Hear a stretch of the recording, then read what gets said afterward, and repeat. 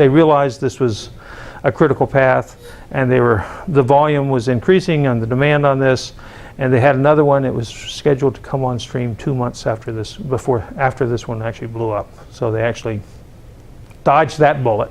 Okay, how'd you like to have no new aircraft engines for 3 years? Okay, but anyway, that was partly a hydrogen cracking problem. Okay, only cost $40 million.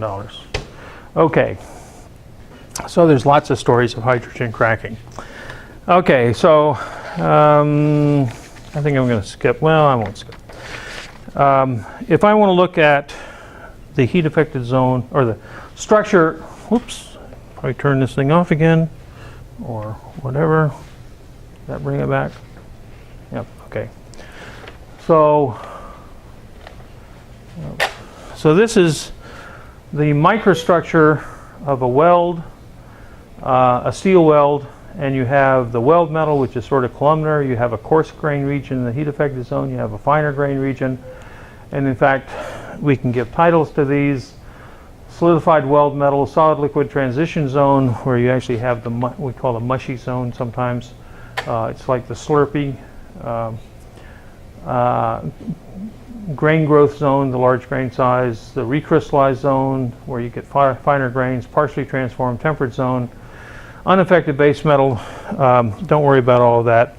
If you can map that onto the phase diagram and the temperatures on this phase diagram. I think this comes out of Easterling's book so far as that goes. But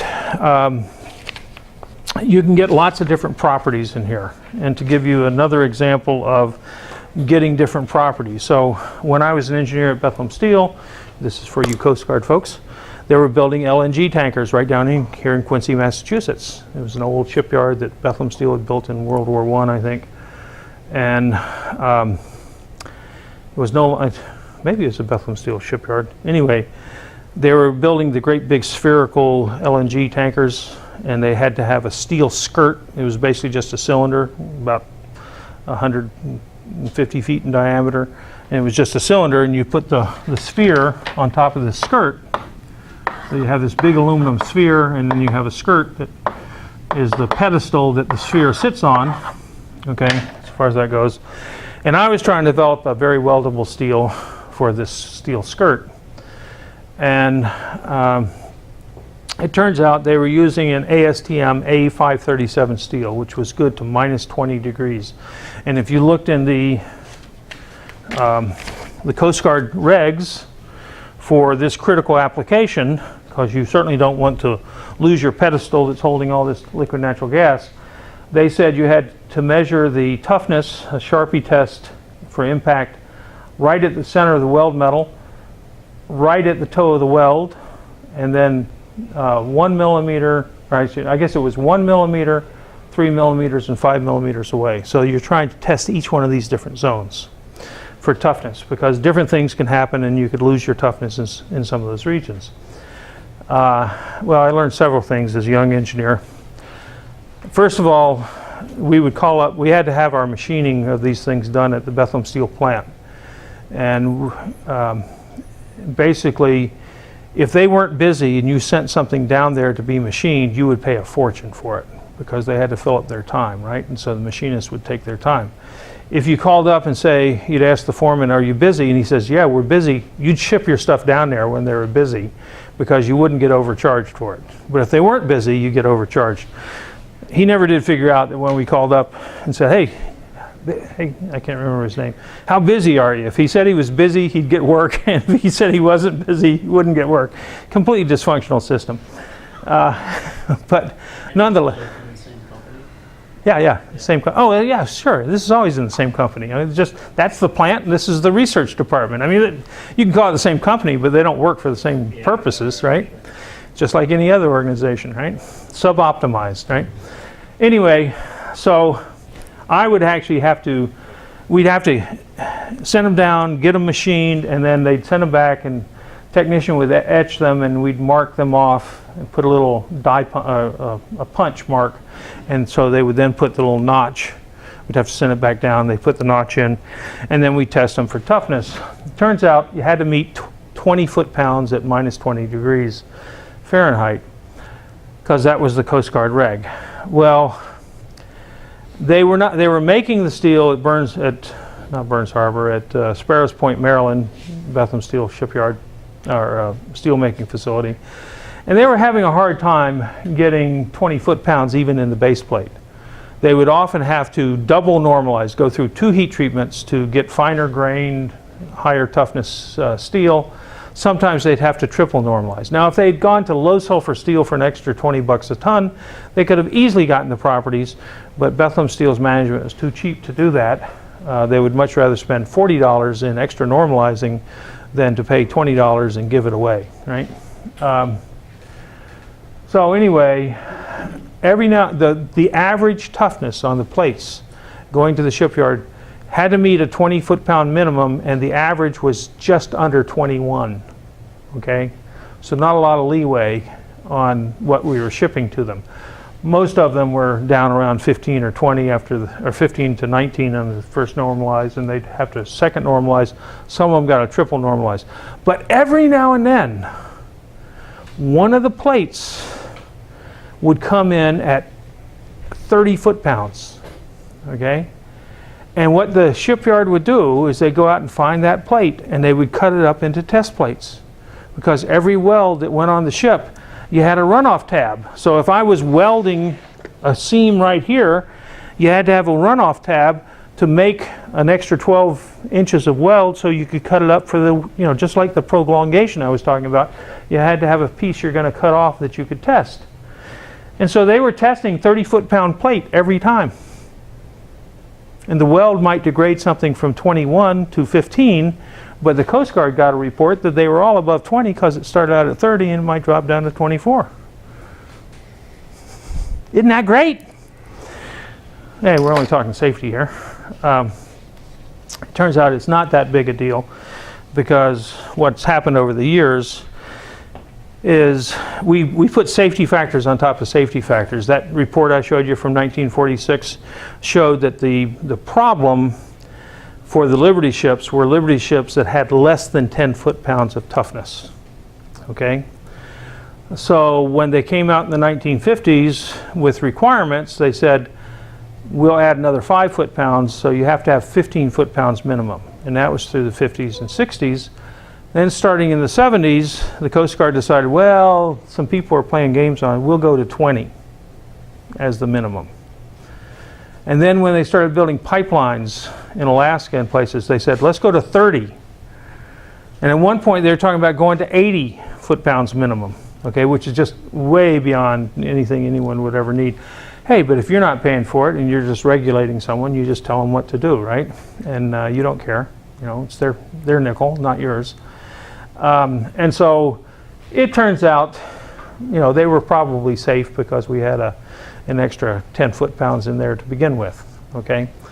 But in fact, people will shave things and play games to get around various requirements. Okay, so we're about to finish up steels, but not quite. I want to talk a little bit about fatigue design of. Actually, before I talk about fatigue design, I have some other things on productivity. You can make welds in steel at, this is pounds per hour, this is kilograms per hour, whichever numbers you like. If you're welding with stick electrodes, and these are stick electrode numbers for shielded metal arc welding, which is stick electrode welding, you are probably welding, unless you have an iron powder electrode like 7024 or 7018, you're probably welding in the 7 pounds per hour range. Okay, so if a person's using one of these, they can lay down about 7 pounds an hour of electrode an hour. If you go to gas tungsten arc welding, you're probably only welding at about the same rate, maybe even less. If you go to gas metal arc welding, you can get significantly higher productivity. You can lay down, and that's because up here the welder's only welding, the arc is only on 25% of the time, maybe 30%. The rest of the time he's chipping slag, he's throwing away his welding stubs, he's grinding or whatever, but the manual welder has only got the arc on 25 to 30% of the time max, and a lot of times it's only 5 or 10%. Gas metal arc welding, where you don't have any slag that you're going to have to chip off, and you have a continuous feed electrode, you can get 10 to 15 pounds an hour, and so you can double your productivity. Okay, there's something called flux cord arc welding, which is similar to gas metal arc. There's submerged arc welding, which can only be done in the flat position, typically in like a panel line or something. And you have it can be a 1/8 inch or even 5/16 inch diameter, great big electrode. Instead of 100 or 200 amps up here, you might be using 500 or 600 amps down here. Put down great big welds, and you can get to 40 or 50 pounds an hour. If you add iron powder to your flux, you can basically melt in the iron powder. We actually use iron powder on some of these electrodes. The 7018, 7024 have some iron powder in them. So you're not just melting in the arc, you're actually incorporating iron powder that melts into the liquid metal pool. And so you can get above 160 pounds an hour. And submerged arc welding, I can go with 1 electrode, 2 electrodes, 3, 4, or 5 electrodes. And with 5 electrodes, this is going to be like in a pipe shop, where I'm welding miles and miles of pipe, taking plate and turning it into a circle and welding the seam. Could be a panel line. Most panel lines don't go more than 2 or 3 electrodes, okay, to get higher productivity. But you can get, you can get 80 pounds an hour, which is 10 times what you're going to get out there in the ways, okay, in a panel line. But you can only do it in the flat position. Great big puddles, but very high productivity and good high quality welds in general, okay? So you should be a little bit aware of some of the productivity aspects. When you say 5 electrodes, you say they grab just a bundle of 5? No, 5 different power supplies. Oh, so and the first one might be DC, the second one might be AC, or the second 2 might be AC, and they have to have, the electrical engineers have a field day here, because you have to be careful about AC and DC and different phases of the AC, okay? You can't just use regular old 3-phase AC on these things. You actually have to have things that are 180 degrees out of phase, because these arcs can start interacting with each other. But it can be all one liquid puddle, and you could have 5 or 6 electrodes and 5 or 6 different five power supplies, all in a puddle that could be 10 inches long. I mean, the weld puddle is not 3/4 of an inch long. You actually end up going very fast and getting this long puddle with 5 independent electrodes in there. Why do they need to be independent? Because of the arc characteristics. You can't run arcs in parallel from basic physics. An arc is not a resistive element. It actually is a negative resistive element. And so if you have to try to run 2 arcs in parallel, from a physics point of view, one will snuff out the other, and you just carry all the current in one arc. Okay, because the conductivity of the plasma becomes much greater with more current. And so if you have 50% of your current here and 50% here, one of them will take 100% of the current and starve the other one of current. So you actually have a separate power supply for each electrode, so they don't see each other electrically. But then if you have AC or DC, you have to worry about magnetic interactions between them. So it gets to be sort of messy from an electrical engineering point of view. But from a physics point of view, you can't run arcs in parallel. Okay. Yeah. What does the equipment look like? I mean, is that a robotic weld or is that manual? Yeah, it's a robotic. I mean, it's a great big machine. It's like wire fed? Yeah, it's wire fed. The machine might be $1 million welder. I mean, with 5, it's actually in a panel line. It's a big gantry crane. I've been talking about panel lines. I assume some of you have been through shipyards and you've seen a panel line. How many people have seen a panel line? Maybe I should ask that question. No one's seen a panel line? You've seen a panel line. You're just talking about welding, like automated system welding. Yeah, but basically, the plate comes in from the steel mill on some ship or on a railroad car, and it's picked up by great big magnets, and it's brought over to a laydown yard, okay? Somewhere near that laydown yard is a big building that's about 20 or 30 feet tall, and it's got a welding panel line. It's going to be about at least half the size of a football field, if not the size of 2 football fields. If you go to something like the Hyundai shipyard in, Ulsan, Korea or something, it'll be 2 football fields, okay? And they bring the plate in, they have a gantry crane that is the full width of that plate, and they have the welding equipment on this gantry crane.